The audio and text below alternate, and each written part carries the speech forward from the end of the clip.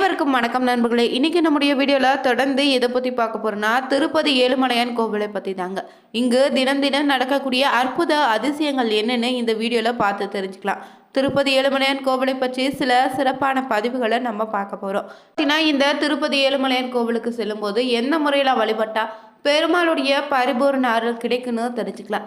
மேலும் நீங்கள் புதியவராக இருந்தீங்கன்னா மறக்காமல் நம்ம சேனலை சப்ஸ்கிரைப் பண்ணிவிட்டு கூடவே இருக்க பெல் பட்டனை கிளிக் பண்ணிக்கோங்க. லைக் பண்ணுங்கள், ஷேர் பண்ணுங்கள், கமெண்ட் பண்ணுங்கள். நீங்கள் தனிப்பட்ட முறையிலும் உங்கள் ஜாதகத்தை பார்ப்பதாக இருந்தீங்கன்னா ஜாதகத்தில் தெளிவான பதிவையும் பரிகாரத்தை பெற்றுக்கொள்ள நீங்கள் வீடியோவில் டிஸ்கிரிப்ஷனில் கொடுத்துருக்க நம்பருக்கு மறக்காமல் கால் பண்ணி தெரிஞ்சுக்கோங்க. நண்பர்களே, வீடியோக்குள்ளே போகலாம். எல்லாருமே பார்த்தீங்கன்னா எளிதாக திருப்பதி செல்ல முடியாது. ஏன்னா அந்த ஏழுமலையான் அழைத்தால் மட்டும்தான். ஏழையாக இருந்தாலும் சரிங்க, மிகப்பெரிய கோடீஸ்வராக இருந்தாலும் தரிசனம் கிடைக்குன்னே சொல்லலாம். அந்த சீனிவாச பெருமாள் அருள்பாலிக்கக்கூடிய இந்த நிலையம் பார்த்திங்கன்னா ஆனந்த நிலையம்னு சொல்லுவாங்க. அவர் அணியக்கூடிய பட்டு பீதாம்பரை வரை அனைத்துமே பல சிறப்புகளை கொண்டு தாங்க இருக்குது. திருப்பம் தரக்கூடிய திருப்பதி ஏழுமலையான் கோவில் பார்த்திங்கன்னா உங்கள் வாழ்க்கையில் மிகப்பெரிய மாற்றத்தை ஏற்படுத்தி தருங்க. அதனால் பார்த்திங்கன்னா இந்த ஆலயத்திற்கு வருடத்திற்கு ஒரு முறையாவது சென்று வழிபட்டு வாங்க. நீங்கள் வழிபடுவதால் பார்த்தீங்கன்னா உங்களுக்கு இருக்கக்கூடிய நிதி நெருக்கடி, வீட்டில் பார்த்தீங்கன்னா குடும்ப ஒற்றுமைன்னு பல பிரச்சனைகள் இருந்துச்சுன்னா அது அனைத்துமே இந்த ஏழுமலையானுடைய அருளால் சரியாகிடுங்க. அந்த நம்பிக்கையின் அடிப்படையில் பார்த்தீங்கன்னா மணிக்கணக்கில் ஏன் சில நேரங்களில் நாள் கணக்கில் கூட காத்திருந்து ஏழுமலையானை தரிசித்து தான் வராங்க. திருமலையில் அடிவாரத்திலிருந்து பெருமாள் அருள்பாலிக்கக்கூடிய ஆனந்த நிலையம் வரைக்கும் பார்த்தீங்கன்னா ஏழுமலையானுடைய அருள் நிறைந்திருக்குன்னே சொல்லலாம். இந்த கோவிலை பார்த்திங்கன்னா எங்கே அமைந்திருக்குன்னா ஆந்திர மாநிலத்தில் தாங்க சித்தூர் மாவட்டத்தில் கிழக்கு தொடர்ச்சி மலைகளுடைய அடிவாரத்தில் அமைந்திருக்கு. இந்த நகரத்தை ஒட்டியிருக்கக்கூடிய திருவேங்கட மலை மீது தான் இந்த ஏழுமலையான் குடிக்கொண்டிருக்காரு.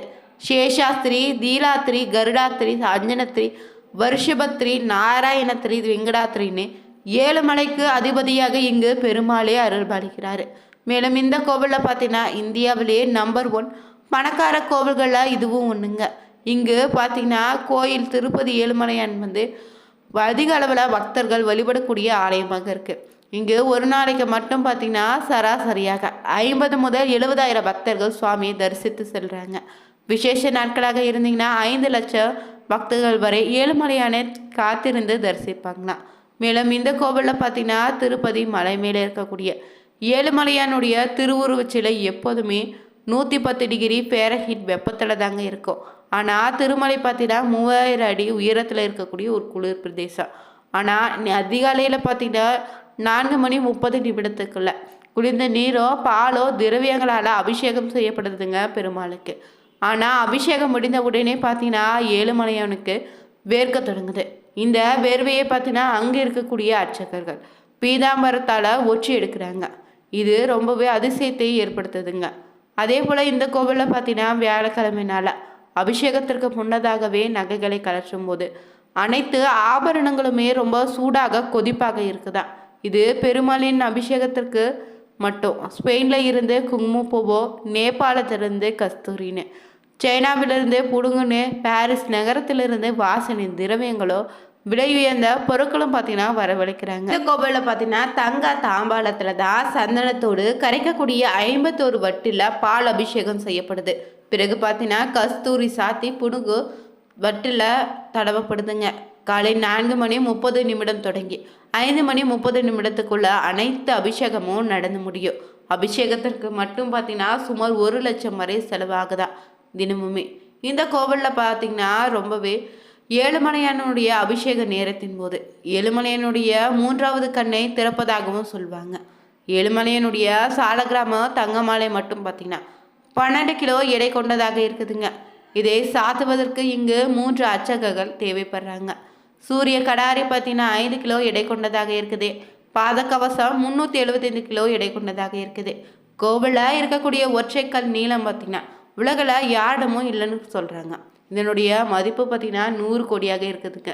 இங்கு ஏழுமலையுடைய ஆபரணங்கள் குறிப்பிடத்தக்கதாக நம்ம பார்த்தோம்னா 500 கிராம் எடை கொண்ட பச்சை மரகத கல்லுங்க. இது மதிப்பீடு இன்னும் செய்ய முடியலன்னு சொல்லலாம். இந்த பச்சை மரகத கல் இங்கு மட்டும்தான் இருக்குது, வேறு யாரிடமும் இல்லைங்க. இந்த கோவிலில் மூலவருக்கு தினந்தோறுமே பார்த்தீங்கன்னா 120 வகையான ஆபரணங்கள் அணிவிக்கிறாங்க. மேலும் பார்த்தீங்கன்னா உற்சவர்களான ஸ்ரீதேவி பூதேவி சமேத மலையப்பருக்கு மட்டும் 383 வகையான ஆபரணங்கள் அலங்காரத்திற்காக பயன்படுத்துகிறாங்களாம். இந்த கோவிலில் பார்த்தீங்கன்னா தங்க பீதாமரம் மட்டும் ஏழுமலையானுடையது 40 கிலோ எடை கொண்டதாக இருக்குதுங்க. ஏழுமலையானுடைய உடைன்னு பார்த்தீங்கன்னா 21 மூல நீளமும் 6 கிலோ எடையும் கொண்ட புடவை பட்டு பீதாம்பரமாக சாத்துவாங்க. இந்த ஆடையை நீங்கள் கடையில் வாங்க முடியாது. ஏன்னா திருப்பதி தேவஸ்தான அலுவலகத்தில் மட்டும் நீங்கள் 12,500 ரூபாய் செலுத்திடுங்க. வாரத்துக்கு ஒரு முறை மட்டும் இந்த வஸ்திரம் சாத்தக்கூடிய நிகழ்ச்சி வெள்ளிக்கிழமை நாளில் செய்வாங்க.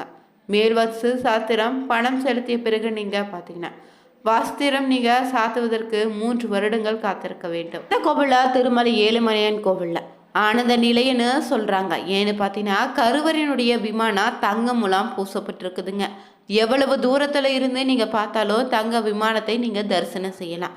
இது ஏழுமலையானே தரிசனம் செய்தது போல் பக்தர்கள் மனதில் மகிழ்ச்சி அடைவாங்களாம். அதே போல் இங்கு பார்த்தீங்கன்னா தொண்டைமான் சக்கரவர்த்தி நிர்மாணித்த ஆனந்த நிலையத்தின் மீது அருள்பாலிக்கக்கூடிய பெருமாள் பார்த்தீங்கன்னா விமான வெங்கடேஸ்வரராக இந்த கோவிலில் பவிஷ்யத்திர புராணத்தில் சொல்லப்பட்டிருக்கு. மேலும் இந்த ஆலயம் பார்த்தீங்கன்னா முன்பொரு காலத்தில் ஆதிசேஷனுக்கு வாயுதேவனுக்கு இடையே ஒரு போட்டி வந்திருக்கு. அந்த போட்டியில் பார்த்தீங்கன்னா தமிழை யார் பெரியவன்னு போட்டி உண்டாகியிருக்கு. இதில் ஆதிசேஷன் வாயுதேவனுடைய சொல்லியிருக்காரு, வாயுதேவனே நான் கைலாய மலையை என்னுடைய உடம்பால் சுற்றி கொள்வேன் இறுக்கி மூடிக்கொண்டிருக்காரு. பிறகு பார்த்தீங்கன்னா நீ உன்னுடைய பலத்தை மலை சிகரங்களை பேர்த்தெறிந்தாலோ நீ பெரியவன்னு ஒப்புக்கொள்வேன்னு போட்டி தொடங்கியிருக்குங்க. இந்த போட்டியில் பார்த்தீங்கன்னா ஆதிசேஷனோ தன் 1000 தலைகளாலோ உடம்புலாலுமே வாளாலும் கையிலே மலையை ரொம்ப இறுக்கி மூடிக்கொண்டிருக்காரு. மலையை தெரியாதபடி பார்த்தீங்கன்னா ரொம்பவே மறைத்து இருக்காரு. பிறகு வாயுதேவன் பார்த்தீங்கன்னா பலத்தை கொண்ட காற்றை வீசி பார்த்து கூட அசைக்க முடியலை. பல 100 ஆண்டுகளாக ஆதிசேஷன் லேசாக அசையவே அந்த நேரம் பார்த்து வாயுதேவன் பார்த்தீங்கன்னா தன் பலத்த காற்றை வீச கையில இருந்து 3 சிகரங்கள் பேர்ந்து புறப்பட்டிருக்கு. அதில் ஒன்று தான் திருமலையில் விழுந்து சேஷலன்னு ஏழுமலையானின் ஒன்றாக உருவானதாகவும் சொல்லுவாங்க. சேஷலனா ஆனந்தங்க, அதனால்தான் இந்த பிரதேசத்திற்கு ஆனந்த நிலையனும் பெயர் வந்ததுன்னு நம்ம எடுத்துக்கலாம். ஏழுமலையான் கோவிலுக்கு செல்லும்போது நீங்கள் தரிசிக்கக்கூடிய முறையாக பார்த்தீங்கன்னா முன்னாடி பக்தர்கள் ஆதிவராக சுவாமியை தரிசனம் செய்யணும். பிறகு பார்த்தீங்கன்னா முதல் நைவேத்தியம் படைக்க வேண்டுங்க. இதுதாங்க இந்த கோவிலுடைய விதியாகவும் அமைந்திருக்கு. வராகமூர்த்தியை வழிபட்ட பின்னர் தாங்க நீங்கள் மூலவரான சீனிவாச பெருமாளை தரிசிக்கணும். இதற்கு காரணமும் சொல்கிறாங்க. அது என்னன்னு பார்த்தீங்கன்னா புராணங்களபடி ஆதி வராக சேஸ்திரம் தெரிய வருது. பெருமாள் சீனிவாசனாக பூமிக்கு வந்தபோது இந்த ஆதிவராக சுவாமியிடம் அனுமதி பெற்ற பிறகு இங்கு தங்கியதாகவும் புராணத்தின் மூலம் நம்ம தெரிஞ்சுக்கலாம். மேலும் இந்த ஆலயத்தில் பார்த்தீங்கன்னா நீங்கள் ஏழுமலையானை தரிசிக்க முன்னாடியே அனுமனை தரிசனம் செய்துட்டு பல மணி நேரம் வரிசையில் காத்திருந்து பல வாயில்கள் கடந்து சென்றீங்கன்னா பங்காரு வகலியை அடையலாம். அதாவது தங்க நுழைவு வாயில் வழியாக நீங்கள் ஆனந்த நிலையத்திற்குள்ளே சென்றீங்கன்னா அங்கு அருள் புரியக்கூடிய ஏழுமலையானை தரிசித்துட்டு வரலாங்க.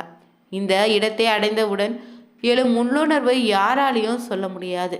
அந்த அளவுக்கு பார்த்தீங்கன்னா பெருமாளுடைய அருள் நிறைந்த ஒரு இடமாக அமைஞ்சிருக்கு. இங்கு பெருமாளுக்கு நேர் எதிரே பார்த்தீங்கன்னா கருடனை தரிசனம் செய்துட்டு தான் பெருமாளை நீங்கள் பார்க்கணும். பெருமாள் பாதத்தில் முதல்ல தரிசிட்டு பிறகு அவருடைய மார்பில் உரையக்கூடிய மகாலட்சுமியை தரிசனம் செய்யணும். பிறகு தாங்க முக தரிசனம் செய்துட்டு நீங்கள் உங்களுடைய வேண்டுதல் எதுவாக இருந்தாலும் அந்த பெருமாளிடம் மனதார வேண்டிக்கோங்க. ஆனால் இந்த கோவிலில் அவ்வளவு நேரம் பொறுமையாக ஏழுமலையானை தரிசிக்க விட மாட்டேன். அதனால் பார்த்தீங்கன்னா திருப்பதி ஏழுமலையுடைய முகத்தினை தரிசித்து வந்த பிறகு நீங்கள் திருமலையில் ஒரு பகுதியில் அமர்ந்து கொண்டு மனதார நீங்கள் திருமாலுடைய நாமங்களை உச்சரித்து கொண்டே உங்களுடைய வேண்டுதல் எதுவாக இருந்தாலும் ஒன்றை மட்டும் மனதார நினைத்து நீங்கள் வழிபட்டிங்கன்னா நிச்சயம் உங்கள் வேண்டுதலை பார்த்தீங்கன்னா அந்த ஏழுமலையான் நிறைவேற்றி வைப்பாருங்க. நீங்கள் ஒரு முறையாவது திருப்பதி சென்று வந்தாலே ஏழுமலையானை தரிசித்துட்டு வாங்க. உங்கள் வாழ்க்கையில் பல மாற்றத்தையும் மகிழ்ச்சியும் நீங்கள் உணரலாம். திருப்பம் தரக்கூடிய திருப்பதி பார்த்தீங்கன்னா உங்கள் வாழ்க்கையில் நிச்சயம் பார்த்தீங்கன்னா மன நிம்மதியை ஏற்படுத்தி தருங்க. இந்த பதிவில் திருப்பதி ஏழுமலையான் கோவிலை பற்றி சில சுவாரஸ்யமான பதிவுகளை தெரிஞ்சுக்கொண்டோம். நீங்களும் புதியவராக இருந்தீங்கன்னா மறக்காமல் உற்சாக நியூஸ் சேனலை சப்ஸ்கிரைப் பண்ணிவிட்டு கூடவே இருக்க பெல் பட்டனை கிளிக் பண்ணிக்கோங்க. கமெண்ட் பாக்ஸில் பார்த்தீங்கன்னா இந்த வீடியோ பிடிச்சிருந்தா ஓம் நமோ நாராயண எனும் பதிவை பதிவிடுங்க. லைக் பண்ணுங்கள், ஷேர் பண்ணுங்கள், கமெண்ட் பண்ணுங்கள். Thank you viewers.